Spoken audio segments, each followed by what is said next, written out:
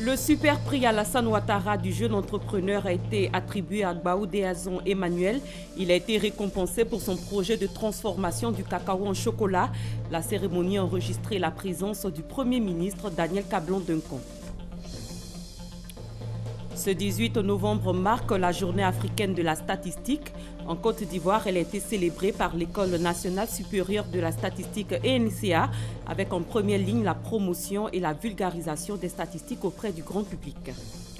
À l'étranger, au moins 73 personnes ont été tuées dans l'explosion accidentelle d'un camion-citerne jeudi dans l'ouest du Mozambique.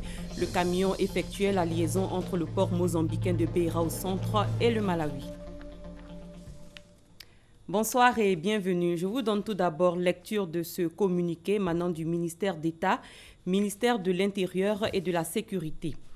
Le mardi 15 novembre 2016, un accident mortel survenu lors d'une opération de sécurisation a occasionné des troubles et les locaux du commissariat du 2e arrondissement de Yamoussoukro ont été saccagés.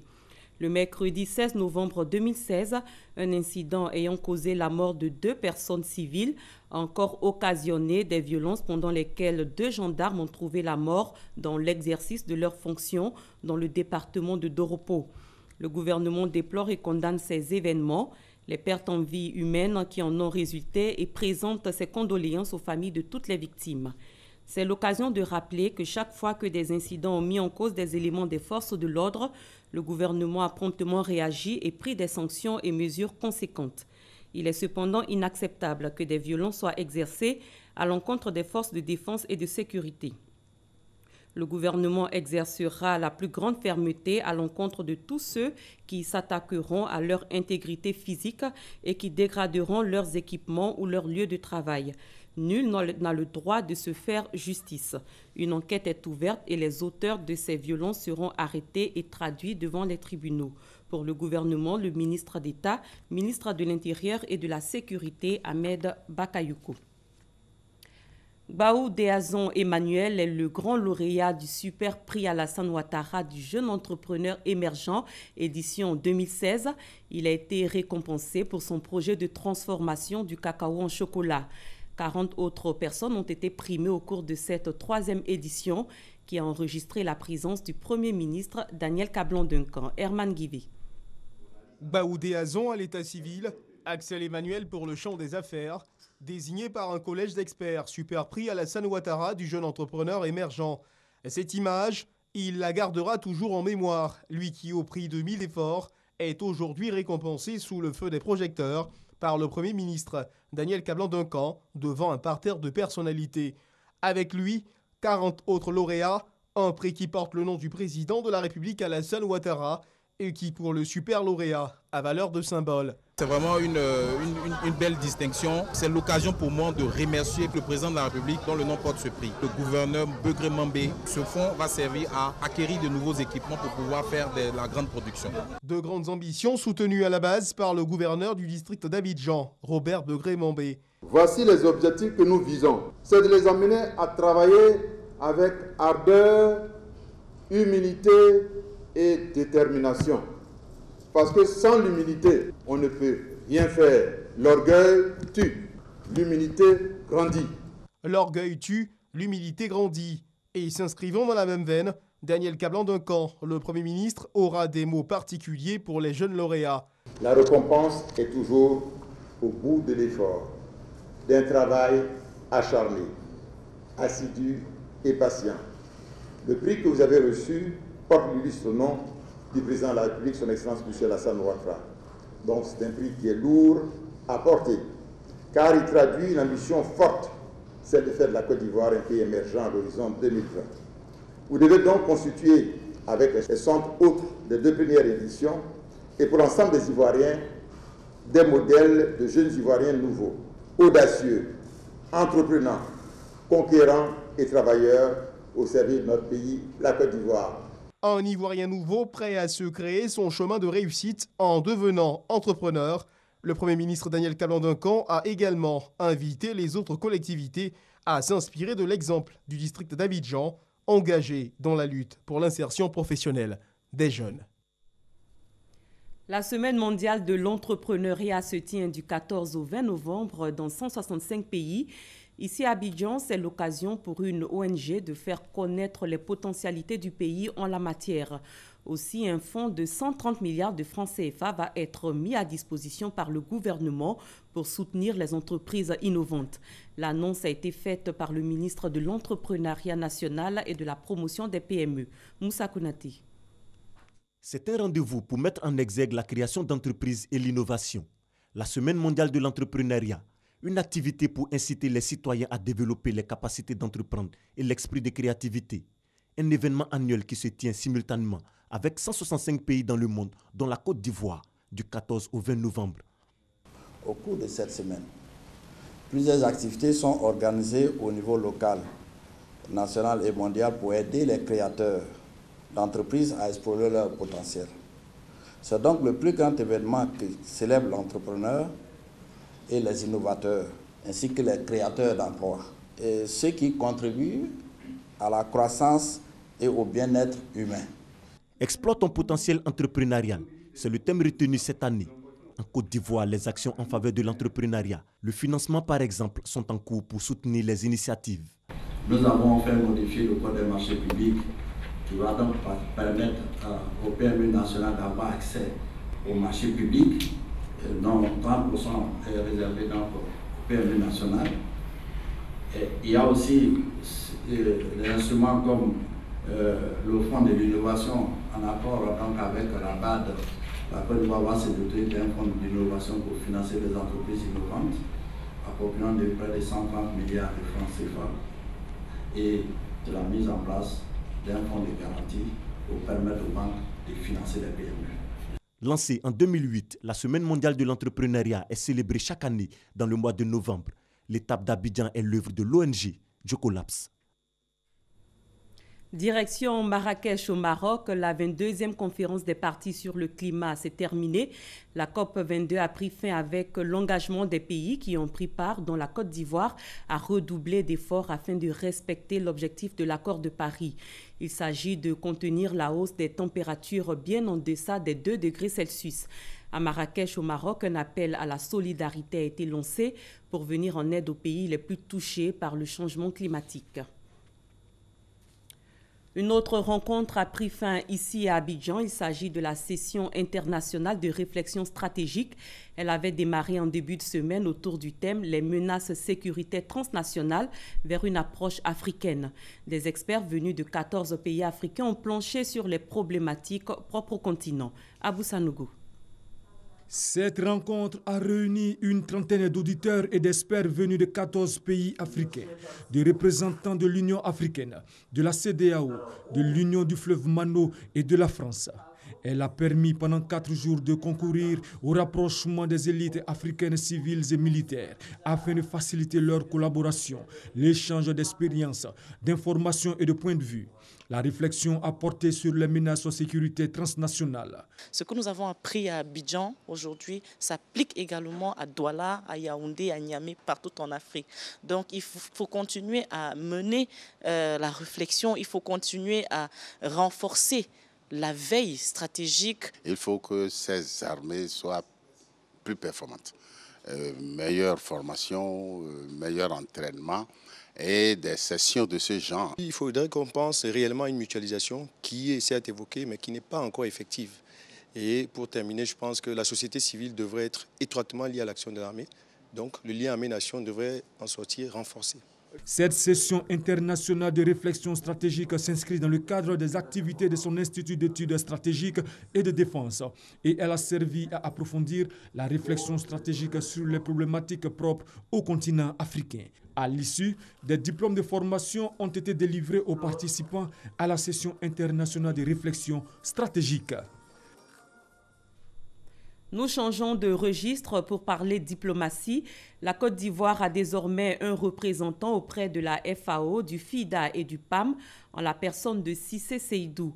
Il résidera à Rome, en Italie, en qualité d'ambassadeur. Le diplomate ivoirien a présenté ses lettres de créance au directeur général de la FAO, l'Organisation des Nations Unies pour l'alimentation et l'agriculture. Les deux personnalités ont tablé notamment sur le renforcement de la coopération technique et financière entre la Côte d'Ivoire et les 3 agences basées à Rome. Ce renforcement est essentiel pour l'État ivoirien dans la mobilisation des ressources pour le financement du programme national d'investissement agricole. La journée africaine de la statistique a été célébrée aujourd'hui, 18 novembre, ici en Côte d'Ivoire. Dans ce cadre, plusieurs activités ont été initiées par l'École nationale supérieure de statistique ENCA.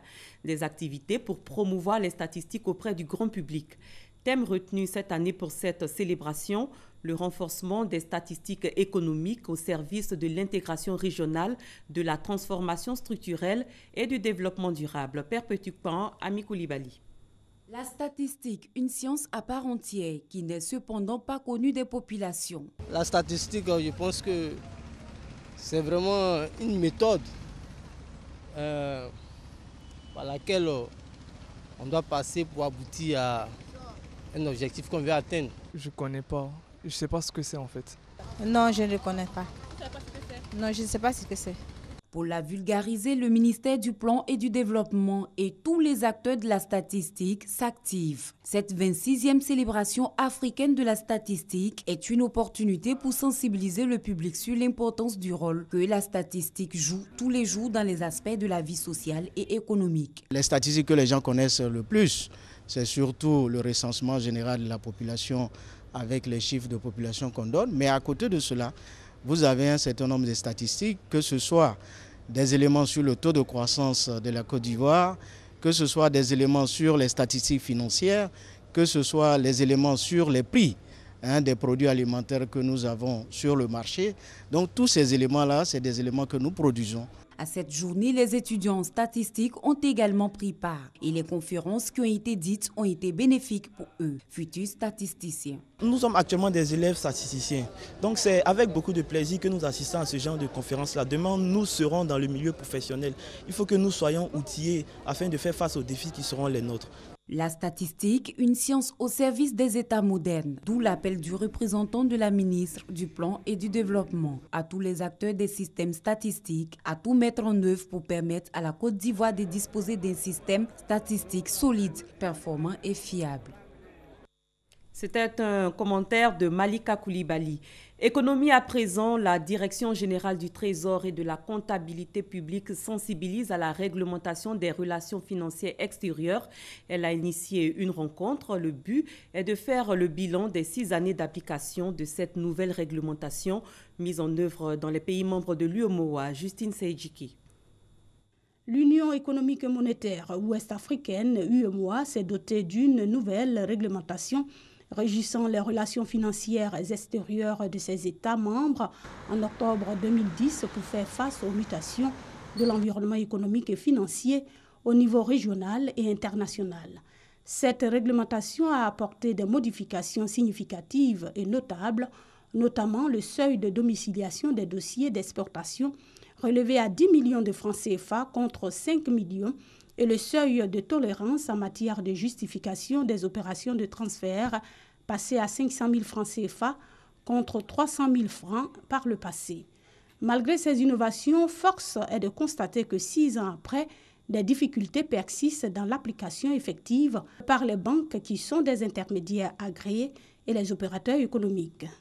C'est pour remédier à ces difficultés que se tient ce séminaire d'information, de sensibilisation et d'échange qui réunit environ 120 participants, des acteurs et spécialistes des relations financières entre la Côte d'Ivoire et l'étranger. Le taux de rapatriement n'était pas à un niveau acceptable pour la Côte d'Ivoire, d'où la tenue de ce séminaire, pour en connaître les causes et ensuite trouver les solutions. Les propositions de mesures issues de ces 2 jours de réflexion devront permettre l'application de la réglementation en vigueur et une meilleure gestion des relations financières extérieures de la Côte d'Ivoire. Elles pourront aussi résoudre la problématique du change manuel illicite ou le marché noir des devises et du contrôle des changes aux frontières sur les voyageurs. À Tanda, l'Union des femmes émergentes bénéficie d'une centaine de poulaillers traditionnels. Ils ont été remis par le ministère des Ressources animales et halieutiques. Un ministère dont l'objectif est de permettre aux femmes de Tanda d'obtenir à travers l'élevage traditionnel leur autonomie financière. Abou Sanogo. Le ministère des Ressources animales et halieutiques veut intéresser davantage les femmes à l'élevage de poulets. L'approche, les poulaillers traditionnels. C'est dans ce cadre que l'Union des femmes émergentes de Tanda vient de bénéficier de 100 poulaillers traditionnels en vue de favoriser leur autonomisation financière. Les 100 poulaillers traditionnels sont accompagnés de 9 millions de francs CFA et prochainement d'un camion frigorifique pour le commerce de poissons. Trouvez-moi une salle, je viendrai déposer le conteneur frigorifique. Et moi-même, pour le premier départ, je vais vous envoyer du poisson rempli. Parce que c'est comme ça qu'on doit faire pour les femmes. La présidente de l'Union des femmes émergentes de Côte d'Ivoire, Delphine Kwadjo Abadjina, et la présidente de la section de Tanda, Madeleine Abena, après avoir exprimé leur reconnaissance au ministre Kobena Kwasi Adjoumani, ont pris l'engagement de se retrousser les manches pour assurer le succès de ce projet. Cet appui qu'elle juge inestimable servira à sortir un grand nombre de femmes de Tanda de la précarité. Le Salon international de la géomatique est en cours. Cette 3e édition est meublée par des formations, conférences et expositions. Le public instruit sur l'intérêt du thème, l'administration des terres et le développement durable. Quelles solutions pour les pays en quête d'émergence? Victorien Angwa. Le 3e Salon international de la géomatique, c'est aussi des sessions de formation des géomètres et des expositions. Les exposants sont issus de plusieurs secteurs d'activité et leur dénominateur commun, faire en sorte que, par l'information et la technologie, les terres soient administrées dans les règles de l'art. La gestion foncière est d'actualité en Côte d'Ivoire. Elle suscite même des passions parce qu'une catégorie de population se sent spoliée. C'est une situation complexe, mais aussi ça demande des résultats complexes aussi. Donc nous travaillons avec les bailleurs de fonds qui arrivent en Côte d'Ivoire pour financer les opérations de foncier, en mettant en place des bases de données, en leur donnant la connaissance du terrain et bien entendu en les aidant à pouvoir implémenter ces systèmes-là. D'autres ignorent encore que le CNTIG et l'Ordre des géomètres sont des acteurs majeurs dans la protection et la valorisation de leurs biens fonciers. Le géomètre expert, c'est un ingénieur spécialiste de la mesure et un juriste spécialiste du droit foncier. C'est le premier professionnel à qui il faut s'adresser pour délimiter tout ce qui est sur la terre. Parce qu'il est doué d'une certaine expertise et légalement, il est fondé pour le faire. La représentation des géomètres et du CNTIG auprès des autorités et du grand public est encore timide. Pourtant, au-delà des institutions pour lesquelles ces structures travaillent souvent, le CNTIG notamment répond aussi aux sollicitations individuelles. Un planteur peut nous solliciter, bien entendu. Aujourd'hui, avec les nouvelles lois des fonciers que nous avons en Côte d'Ivoire, le planteur a le devoir de faire immatriculer sa parcelle. Les populations devraient s'approprier la mission de ces deux structures, surtout celle du CNTIG, qui accompagne la présidence de la République dans la quête de solutions aux problèmes fonciers. La bonne application des réformes passe également par la bonne information livrée par le CNTIG, mais aussi par le rôle du géomètre sur le terrain. Le ministère de la Construction et de l'Urbanisme vient de récompenser et honorer 2 aménageurs fonciers qui ont été classés 2e et 3e lors de la Journée nationale de l'excellence. Cette cérémonie de distinction et de mérite organisée a pour but d'inculquer aux entreprises le goût du travail et surtout le respect des règles en matière de construction. Perpétuquement, Serge Collier. Ils font partie des meilleurs aménageurs fonciers de la Côte d'Ivoire. Lamine Koulibaly de la GEF, classé 2e, et Félix Ogou de la société SIAT, 3e du prix d'excellence 2016, ont été honorés. Chacun des 2 lauréats a reçu un trophée. Le 2e a empoché une enveloppe de 1 500 000 francs CFA, le 3e un chèque d'1 million de francs CFA. Pour ces 2 aménageurs, cette distinction est le résultat d'un travail de longue haleine. Je pense que le président de la République a été bien initié d'instituer ce prix d'excellence et notamment le ministère de la Construction qui, dans son département, essaie de donner encore plus de valeur à cette initiative. Nous sommes aujourd'hui presque 70 sociétés agréées par le ministère de la Construction. Je pense que c'est un signal que le ministre Sanogo donne. À travers cette distinction, le ministère de la Construction et de l'Urbanisme invite tous les acteurs du domaine foncier à se mettre à niveau. C'est une invite à redoubler d'efforts pour qu'eux-mêmes puissent être parmi les premiers lauréats les prochaines éditions. Et c'est une invite aussi à l'ensemble des aménageurs fonciers à travailler dans le même sens pour avoir une compétition saine et recevoir les félicitations de la République. Au dire du directeur de cabinet du ministre de la Construction et de l'Urbanisme, des efforts ont été consentis dans le secteur de la construction. Il en veut pour preuve des réformes majeures telles que la sécurisation des biens immobiliers et la levée de contraintes majeures à l'investissement.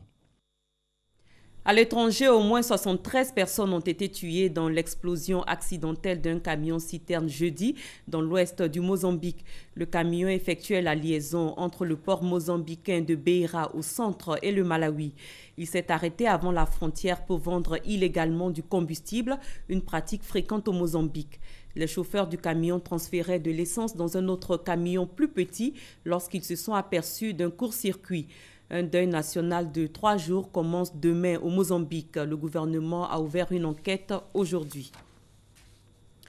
En Haïti, les observateurs craignent une forte abstention lors de l'élection de dimanche.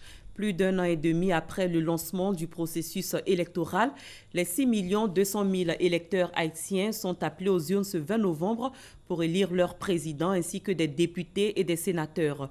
L'ouragan Matthew, qui a ravagé la moitié du pays le mois dernier, avait forcé un nouveau report des élections. Les autorités électorales assurent que les centres de vote détruits ont été suffisamment réhabilités pour accueillir les électeurs. Revenons en Côte d'Ivoire pour nous intéresser à la culture. Après une période de léthargie due au piratage des œuvres et l'explosion du numérique, le cinéma ivoirien renaît. Les salles de cinéma connaissent à nouveau une affluence. Outre ce fait, l'État apporte pour sa part un appui aux acteurs du secteur cinématographique. Issaïou. Marie-Josée Mpek est commerciale dans une entreprise de la place. Son loisir préféré, le cinéma. Tous les week-ends, elle se donne du temps pour aller voir un film. Ce jeudi, dans une des rares salles encore existantes à Abidjan, située en zone 4, elle vit sa passion. Comme on ne peut pas tout le temps rester à la maison, il faut sortir, venir dans les salles de cinéma. Il y a aussi une logistique qui est mise en place, le son est super intéressant. À la maison, c'est vrai qu'on a des home cinéma, mais dans la salle de cinéma, encore les sons ressortent mieux et avec les lunettes 3D, on a l'impression de vivre le film pendant que le film passe. Comme elle, ils sont nombreux aujourd'hui, ces cinéphiles qui prennent de leur temps en semaine ou en fin de semaine pour se faire plaisir en regardant des films sur écran géant, peu importe l'origine. Parce que j'estime qu'il faut pouvoir agrémenter ces soirées ici sur Abidjan et justement le cinéma c'est une bonne façon de pouvoir se détendre, seul ou en famille. Il y a de cela quelques années, les spectateurs dans les salles de cinéma en Côte d'Ivoire se comptaient du bout des doigts. Plusieurs raisons expliquaient cet état de fait. Il y a eu une mutation au niveau des cinémas, donc il y a eu le passage de l'analogique au numérique. Il faut dire quand même que c'était un peu plus cher quand même. Et puis il y a eu la piraterie, donc la pollution des CD et tout ça, qui a fait que les gens s'asseyaient à la maison pour voir le film sur un ordinateur devenu au cinéma. Des propriétaires se sont vus contraints de céder leurs salles à des religieux ou des opérateurs économiques pour d'autres activités. Aujourd'hui, les choses semblent changer. Le public commence à fréquenter à nouveau les salles. Une situation à mettre au compte de la qualité des productions. Le cinéma refait surface timidement. Mais je crois qu'avec le temps, on n'aura même plus l'envie de regarder les films dans les vidéos, mais plutôt l'ambiance du cinéma. C'est ce qu'on voudra. Les gens viennent parce que les réalisateurs font plus d'efforts maintenant et puis c'est toujours bon de venir passer un bon temps au cinéma. J'apprécie deux aspects. Les histoires qu'on raconte vont bien au-delà d'un simple aspect comique ou de l'humour initialement. Aujourd'hui, on raconte des histoires vraiment dramatiques qui suscitent l'émotion, qui demandent qu'on réfléchisse un peu, parce que dans toutes ces histoires-là, on nous laisse un peu sur notre faim, et on nous laisse avec une certaine intrigue et on demande d'imaginer la suite. Donc à ce niveau-là, il y a un pas en avant, beaucoup de réflexions donc, qui viennent s'ajouter à ce qu'on avait déjà. Les Ivoiriens sont en train de revenir au cinéma, ça montre que les Ivoiriens sont en train d'accepter ce qu'on fait et ça c'est tout ce dont on a toujours rêvé, franchement. Cette attention particulière des cinéphiles met une pression supplémentaire sur les jeunes réalisateurs et producteurs de films. Au départ, on se plaignait de la qualité, mais aujourd'hui, de plus en plus, la stratégie a fini par payer parce qu'ils font sortir des films aussi qui ont des connotations qualitatives. Donc, pour nous, Ivoiriens, franchement, d'apporter notre pierre à l'édifice en produisant. C'est comme ça qu'on peut apprendre. Il y a quelques petites lacunes, mais c'est un exercice de cinéma. Il ne faut pas leur en vouloir, nous avons tous commencé comme cela, à nous exercer à travers des courts-métrages, avec des dérapages visuels, pas thématiques. Voilà. Mais c'est un exercice permanent. Donc la perfection s'opère au fur et à mesure des productions. Mais que deviennent nos monuments du cinéma ivoirien dans cette relance du 7e art? Les anciens sont là, je pense qu'ils ont envie de travailler, mais ils n'ont pas la mentalité physique exprimée comme dans leur jeunesse pour se battre. Moi, je me suis battu, mais là, aujourd'hui, je ne peux plus agir comme il y a 20 ans. Dans ce cas-là, je souhaite que des instruments soient mis de manière pérenne à notre disposition pour pouvoir travailler. Je crois que c'est ça. J'ai un scénario sous la main que j'ai écrit avec Akafou. C'est notre scénariste habituel qui est là. Et demain, si l'occasion se présente, que je puisse m'exprimer, je le ferai. Le cinéma coûte cher. En guide des solutions pour le remettre sur les rails, l'État a créé l'Office national du cinéma de Côte d'Ivoire, au NACSI. Une fois le cinéma est tourné, nous allons les mettre en boîte, prendre l'avion et aller dans d'autres pays, en Europe ou au Maroc, pour pouvoir finaliser le film. Nous devons pouvoir avoir l'expertise, les moyens de maîtriser toute la chaîne de la création cinématographique.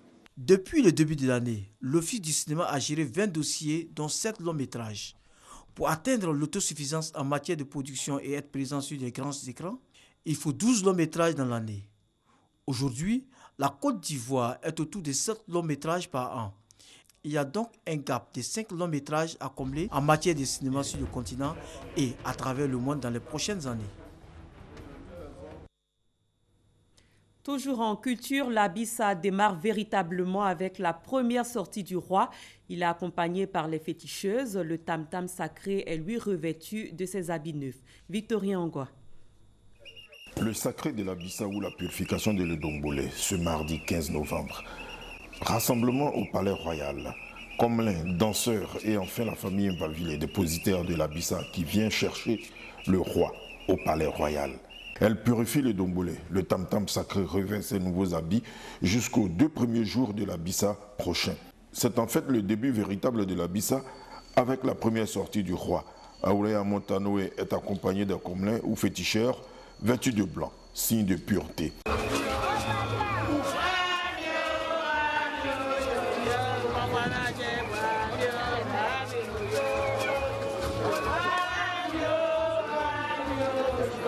À la place de la Bissa, les Mvavilés et leurs alliés, les Maflets, sont en avant.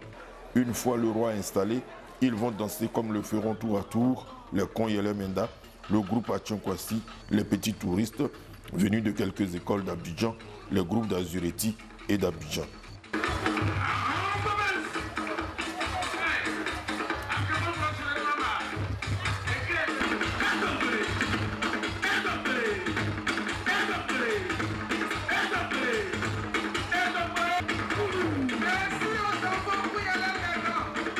Le mardi de la Bissa s'achève avec la critique sociale. Passage des emblaments de Grand Bassam et des anazés d'Azureti. La critique sociale reflète la notion de la démocratie nzima dans toute sa plénitude. C'est une tribune pour permettre aux représentants du peuple de dénoncer ou magnifier selon les actions menées par tout membre de la communauté. Après ce bilan annuel, le roi se retire après un tour de danse.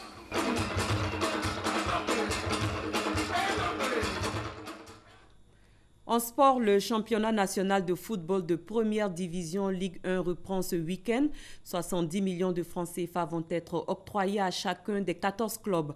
En ouverture de saison, l'AS Tonda, champion en titre, sera face au Williamsville Athletic Club. Ce sera demain samedi sur le coup de 18h au stade Champrou de Marcory. La Ligue 1, saison 2016-2017, débute ce week-end avec la première journée le samedi 19 novembre 2016. En 26 journées, 14 clubs s'affronteront pour un total de 182 matchs.